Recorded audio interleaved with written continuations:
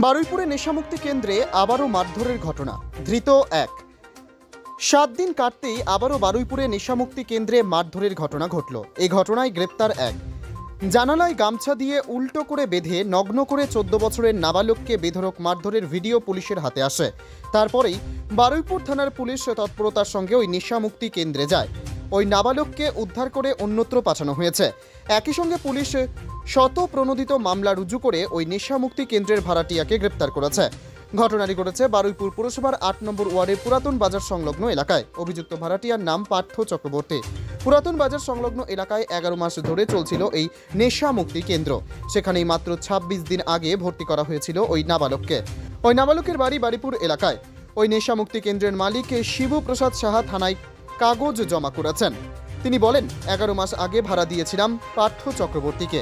এরপরে পুলিশের কাছ থেকে জানতে পারি এক নাবালককে মারধর করা হয়েছে। পুলিশ বলাতে ওই কেন্দ্র বন্ধ করে দিয়েছে। প্রসঙ্গত কয়েকদিন আগেই বারুইপুর পুরসভার 15 নম্বর ওয়ার্ডে এক নেশামুক্তি কেন্দ্রে এক চিকিৎসাধীন যুবকের মৃত্যুর ঘটনা ঘটেছিল। তারপরে আবার নেশামুক্তি কেন্দ্রে এই বর্বরোচিত ঘটনায় এলাকায় চাঞ্চল্য সৃষ্টি হয়েছে। ধৃত ব্যক্তিকে বারুইপুর থানা পক্ষ থেকে বুধবার বারুইপুর মহকুমা আদালতে পেশ করা হয়। দক্ষিণ 24 পরগনা থেকে বাবলু প্রামাণিকের রিপোর্ট, HPR নিউজ। হ্যাঁ হ্যাঁ, পার্থ চক্রবর্তী। আচ্ছা, কতদিন ধরে ভাড়ায় ছিল? ও 11 মাস। আপনি দেখেছেন সে বাচ্চা ছেলেটাকে কিভাবে মারধর করে? না না, আমি দেখবো কোথায়? ওদের ভাড়া দিয়ে আছি, আমি কি আর ওর ভেতরে ঢুকি যে দেখতে যাব? আমি তো পুলিশের মারফত জানতে পারলাম, তারপরে গেলাম, গিয়ে পুলিশ দরজা ফরজা করে বার করলো। তখন কোনো বাচ্চা ছিল না, একটা লোক ছিল, মাঝবয়সী লোক, তার নাকি তালদি বাড়ি। তাকে রেখে দিয়ে ওরা গেছিল, পুলিশ গিয়ে তাকে বার করে দিল। দিয়ে পুলিশ বললো তুমি বাড়ি চলে যাও। আমাকে তালা চাবি দিয়ে দিতে বললো, আমি কাগজপত্র পুলিশের গায়ে দিলাম। সেইটুকু।